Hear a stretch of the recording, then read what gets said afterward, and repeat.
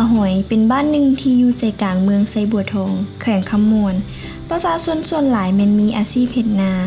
ซึ่งเริ่มหันมานำใช้เทคนิคการผลิตแบบใหม่ครอบครัวบุญถึงเป็นหนึ่งในสมาชิกที่ได้เข้าร่วมฝึกอบรมของโครงการในสารคดีเรื่องนี้เป็นเรื่องราวของบุญถึงและครอบครัวของเราในวิธีการดำรงชีวิตแบบใหม่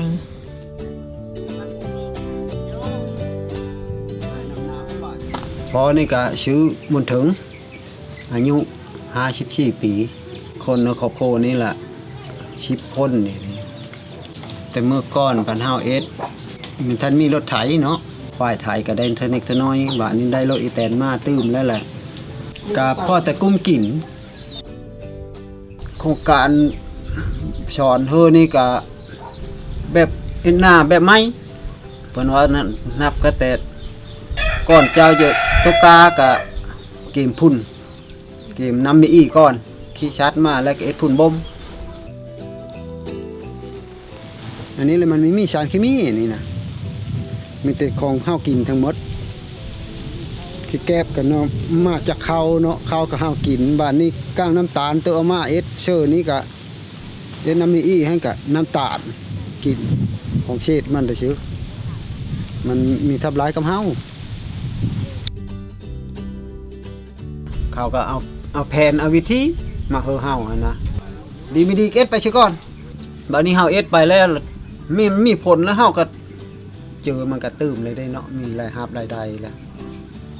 เพื่อไทยกับไทยช่องเถอะไอ้หน้านี่แต่ก้าวเฮาก็เคยไทยทีเดียวโครงการมาแนะน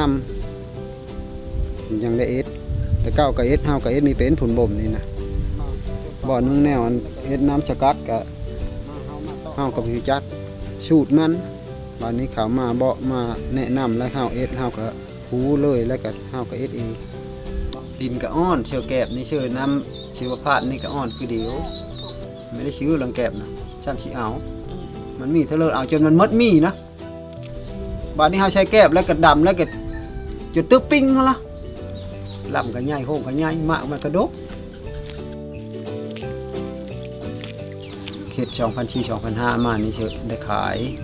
ได้เท่าได้1,800 มื้อเป็นเปล่าละ600เปล่า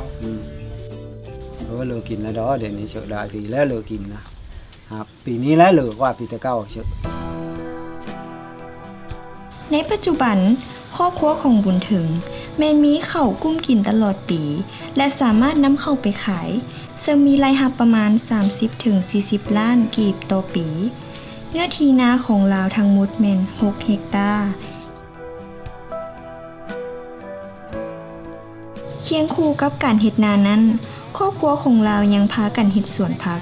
เป็นสินค้าออกสู่ตลาดได้ตลอดปีและสามารถมีผักขายเป็นปกติบ่ว่าจะเป็นฤดูฝนได้ขายแล้วบัดนี้มันมีน้ำมีได้สะดวกล่ะแล้วก็ต่อมาก็จนถึงปัจจุบันนี้ล่ะ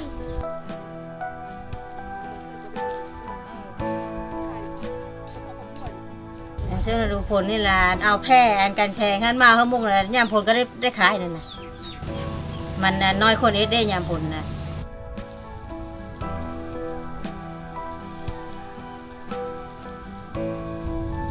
ขายเป็นประจำวันละละ5 ตลาด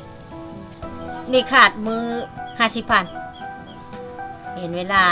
เกิดงานนั้นงานนี้แหละเขามาเอาอยู่หื้น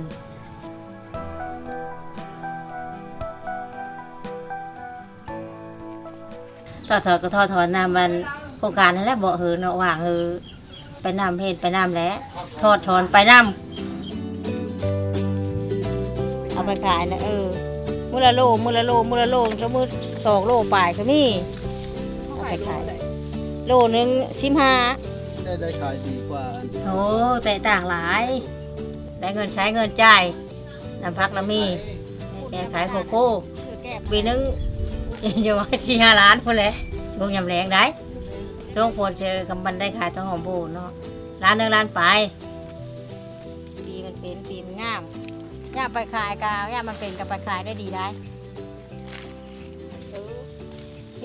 รู้สึกว่าดีใจแล้ววิธีการนั่นเลิกกันจะเฮ็ดทางโครงการนี่ก็เสริมตื้มอีกเฮาก็ยังได้กับท่านหมด